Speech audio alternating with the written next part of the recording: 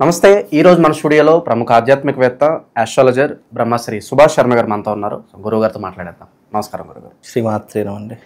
గురుగారు, అక్టోబర్ మాసం విశేషంగా తులారాశి వాళ్ళ పరిస్థితి ఏ విధంగా ఉండబోతుంది? వివిధ రకాల పండుగలు ఉన్నాయి.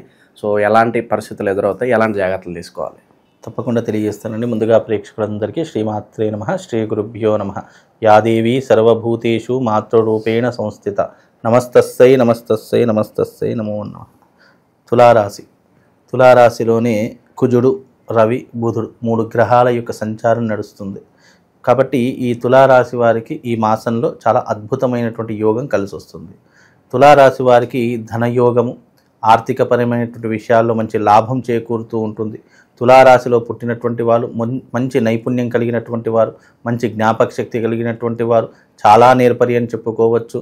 లాజికల్గా మాట్లాడడానికి ముందుండేటటువంటి వారిలో ఈ తులారాశి వారు చాలా ఎక్కువగా ఉంటూ ఉంటారు. అలాగే వీళ్ళకు గొప్ప న్యాయపరమైనటువంటి వృత్తిలో ఉండేటటువంటి సూచనలు, పోలీస్ యంత్రాంగం కానీ, మిలిటరీలో కానీ, లేదా నేవీలో ఉండేటటువంటి అవకాశాలు చాలా ఎక్కువ మట్టుగా ఉన్నటువంటి వాళ్ళు ఈ తులారాశి వారు ఒకరు అని చెప్పుకోవచ్చు. తులారాశిలో పుట్టినటువంటి జాతకులు జీవితంలో అనుకున్నది సాధించడానికి అనేక ప్రయత్నాలు చేస్తూ ఉంటారు. ముక్కుసూటిగా మాట్లాడుతూ ఉంటారు. చాలా చాకచక్యంగా ఉంటూ ఉంటారు. ఏ మనిషితో ఎలాంటి పనులు కావాలో ఆ పనులు సాధించేటటువంటి వ్యక్తుల్లో ఈ తులారాశి వారు ఒకరు అని చెప్పుకోవచ్చు.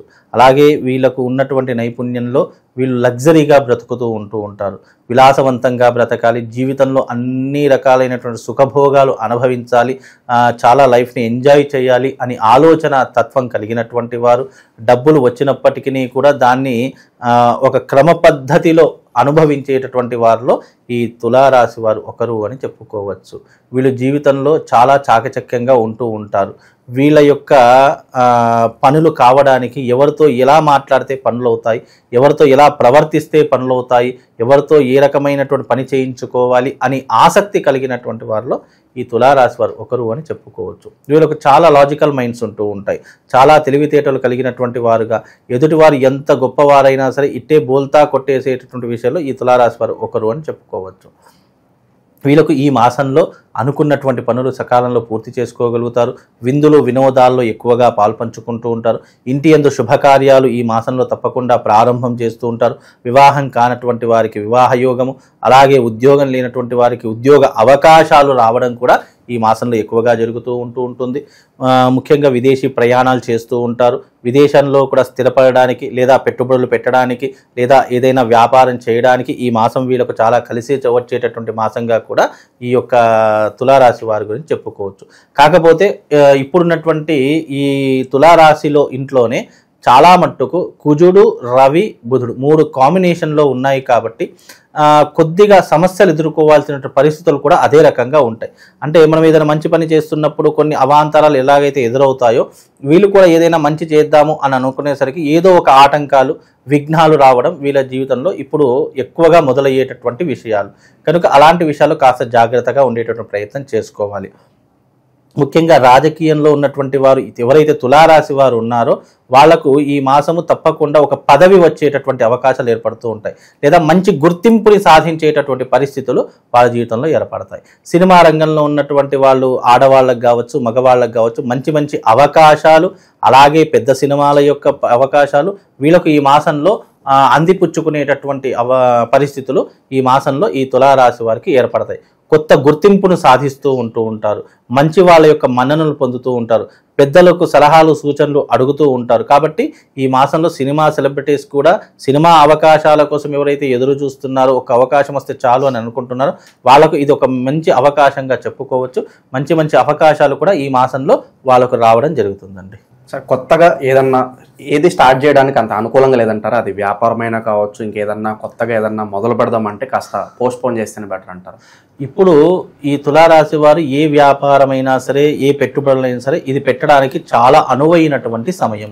కనుక తులారాశి వారు ఏదైనా పెట్టుబడులు పెట్టాలనుకున్నా, లేదా ఏదైనా ఇన్వెస్ట్మెంట్స్ చేయాలనుకున్నా గోల్డ్ మీద, లేదా స్టాక్ మార్కెట్ మీద లేదా రియల్ ఎస్టేట్ మీద పెట్టుబడులు పెట్టమని చెప్పండి. అలా పెడితే గనక తప్పకుండా వాళ్ళకు ఫర్దర్గా కలిసి వస్తుంది. పెట్టుబడి అన్నదానికి అర్థం ఏంటి? ఇప్పుడు పెట్టినటువంటిది భవిష్యత్తులో మనకు ఉపయోగపడేలా ఉండాలి. కాబట్టి ఇప్పుడున్నటువంటి రంగాల్లో బంగారం మీద పెట్టుబడి పెట్టినటువంటి వారికి ఎప్పటికైనా భవిష్యత్తు ఉంటుంది. భూమి మీద ఇప్పుడు రియల్ ఎస్టేట్ చాలా మంది తగ్గిపోయినప్పుడే మనం పెట్టుబడి పెడితే భవిష్యత్తులో మళ్ళీ పెరిగేటటువంటి సూచనలు ఉన్నాయి. ఎప్పుడో నేను 10 ఏళ్ల క్రితము ఒక 10,000 పెట్టి కొన్నాను, అది ఇప్పుడు 10 లక్షలు అయ్యింది అంటే మనకు లాభమా కాదా? అలాగే ఇప్పుడు తక్కువ ఉంటుంది అని మీరు ఆలోచన చేయకుండా మీ దగ్గర డబ్బులు ఉన్నాయంటే దీని మీద ఇన్వెస్ట్మెంట్ పెట్టండి. తప్పకుండా ఫర్దర్గా మీకు ఆ ఇన్వెస్ట్మెంట్ డబుల్ త్రిబుల్ అయ్యేటటువంటి అవకాశాలు ఈ రెండిటికి మాత్రమే ఉన్నాయి. మిగతా చాలా మట్టుకు ఉన్నాయి కానీ అవి గ్యారంటీ లేనటువంటివి. ఒక వృత్తి మీద పెడదాము లేదా ఒక బిజినెస్ మీద పెడదాము అంటే అది ఎంతవరకు గ్రోత్ అవుతుందో తెలియదు. గ్రోత్ అయ్యిందా అద్భుతంగా కలిసి వస్తుంది, గ్రోత్ కాలేదా ఉన్నదన్నీ కూడా పోతాయి. కానీ ఇవి అలా కాదు. మన పెట్టుబడి అక్కడ ఉన్నట్టే, మన పెట్టుబడి రాను ఒక ఆ చారాన్నో ఒక బారాన్నో ఎంతో కొంత పెట్టుబడి వస్తుంది. కానీ అదృష్టం బాగుంటే అది 10 రూపాయలు కావచ్చు. కాబట్టి ఇలా అంటే ఖచ్చితంగా వచ్చేటటువంటి వాటిలో ఇవి రెండు ప్రధానం. కాబట్టి ఇలాంటి వాటి మీద పెట్టుబడులు పెట్టండి, తప్పకుండా రాణించగలుగుతారు. ఆరోగ్యపరంగా ఏదన్నా ఇబ్బందులు వచ్చా? ఆరోగ్యపరంగా అయితే నెగిటివ్ ఎనర్జీ వల్ల కొద్దిగా ఆరోగ్య సమస్యలు రావడం, కుటుంబ కలతలు రావడం ఇవి కొంతవరకు ఎదుర్కోవాల్సిన పరిస్థితులు ఏర్పడతాయి. కాబట్టి అంత పెద్ద చెప్పుకోదగ్గటువంటి ఇబ్బందులు అయితే ఏమీ కనిపించట్లేదు. కాబట్టి జీవితంలో స్థిరపడాలన్నా ఇదే మంచి అవకాశము.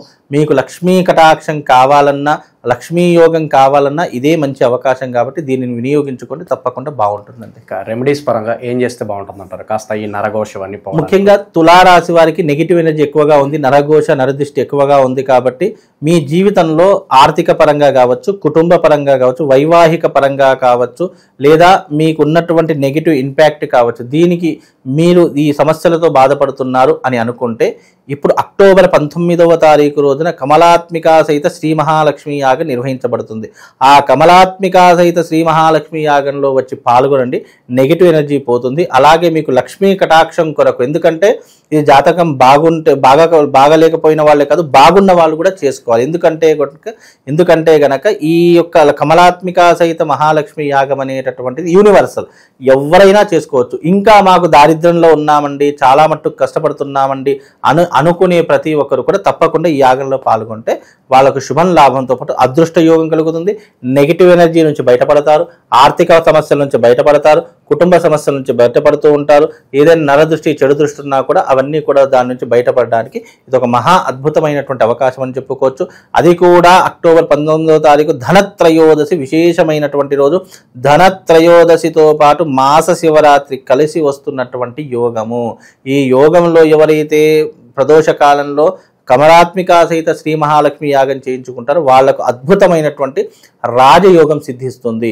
ఎవరైతే కటిక పేదరికంలో కటిక దారిద్ర్యం అనుభవిస్తున్నారో అలాంటి వారు కూడా అప్పుల బాధలు, జీవితంలో ఎప్పుడూ డబ్బు సమస్యలు, ఫైనాన్షియల్ ఇష్యూస్, లేనా దేనా లావాదేవీలు, ఆనాజాన ఇవన్నీ ఎవరికైతే ఉన్నాయో అలాంటి ప్రతి ఒక్కరు కూడా ధనత్రయోదశి రోజున రండి. తప్పకుండా వాళ్ళు ఈ యాగంలో పాల్గొనండి. అమ్మవారి యొక్క అనుగ్రహం, శివుడి యొక్క అనుగ్రహం సంపూర్ణంగా వాళ్ళ మీద కలుగుతుందండి. ఓవరాల్గా తులారాశి వాళ్ళ పరిస్థితి ఈ అక్టోబర్ మాసం ఏ విధంగా ఉండబోతుందో చాలా బాగా వివరించారు. ధన్యవాదాలు.